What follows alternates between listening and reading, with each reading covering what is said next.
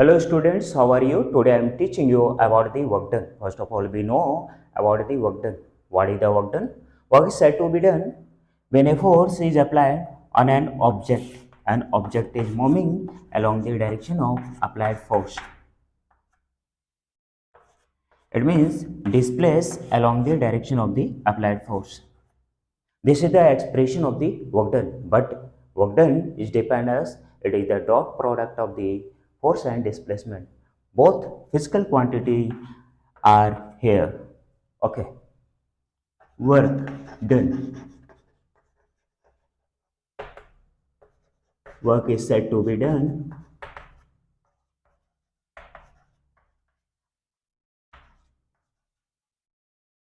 when a force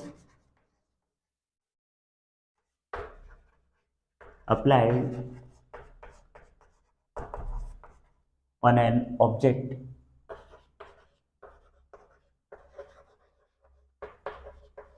and object is displaced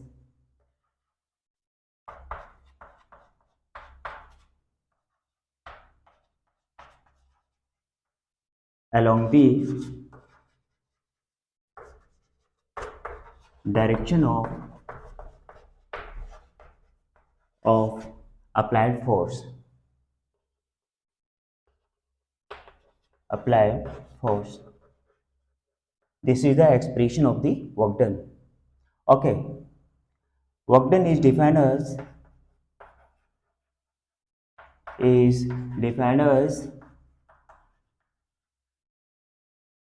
the dot product of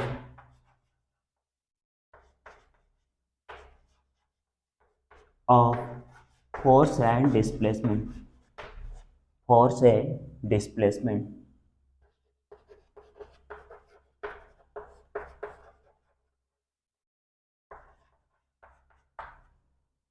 The SI unit of the SI unit of work done is joule, represented by capital J, and it is a scalar quantity. It is a scalar quantity. Work done is a scalar quantity. It has only magnitude. It does not has a direction. It's called a scalar quantity. The work done is the final result of work done is it is represented by W.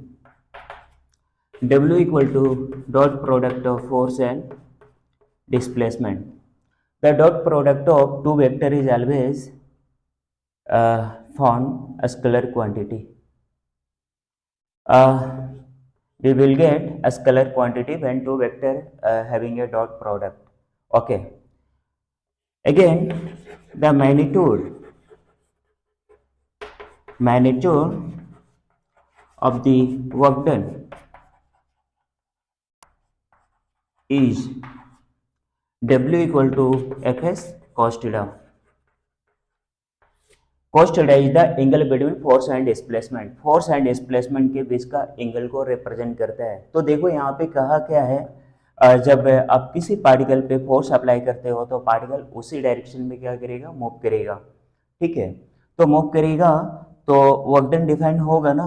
क्योंकि अब देखो बात यहाँ पे आती है कि work done define तभी होता है जब हमारे पास दोनों का दोनों क्वांटिटी हो, फोर्स और डिस्प्लेसमेंट. हमने फोर्स अप्लाई करा इस वॉल पे और ये वॉल डिस्प्लेस नहीं हो रहा, बहुत सारे फोर्स लगाया हमने पर डिस्प्लेस नहीं हो रहा, तो वर्क डन क्या हो जाएगा, जीरो हो जाएंगे.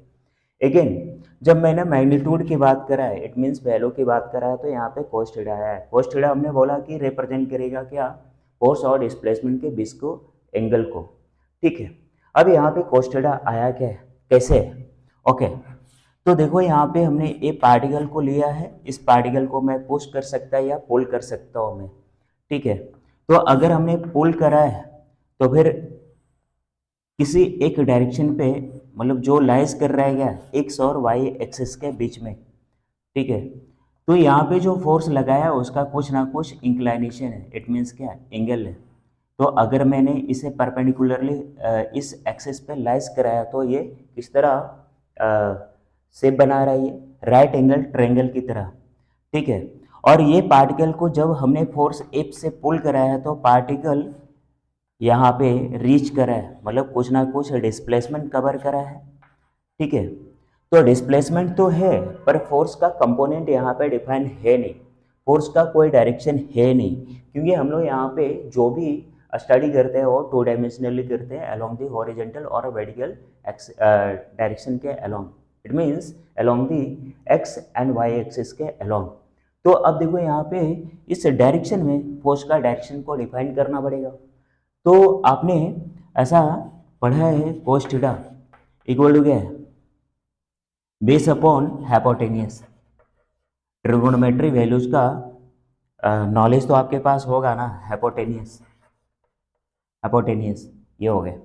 साथ ही साथ आपने जूनियर क्लास में पढ़ा होगा 7-8 क्लास में जब ये ट्रायंगल फॉर्म होता है तो उसके लेंथ को आपने डिफाइन करे हो, इट इज द बेस और एक है परपेंडिकुलर और ये hypotenuse.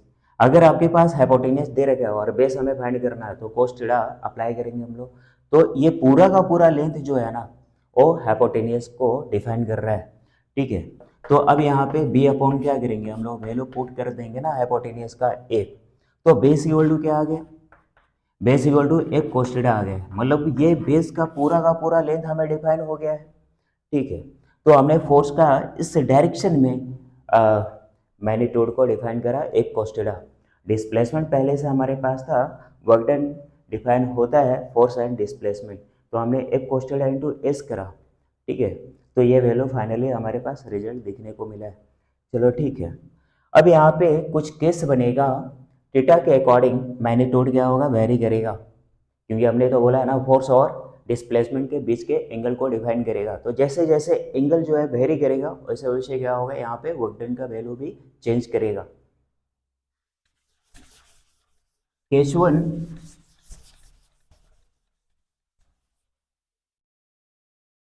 Case 1, if angle between force and displacement are 0 degree, it means theta equal to 0। तो अब देखो यहाँ पे cos 0 डिग्री का वैल्यू क्या डिफाइन होगा, maximum 1। What is the work done F into S, और cos थीटा का वैल्यू क्या हो गया 1।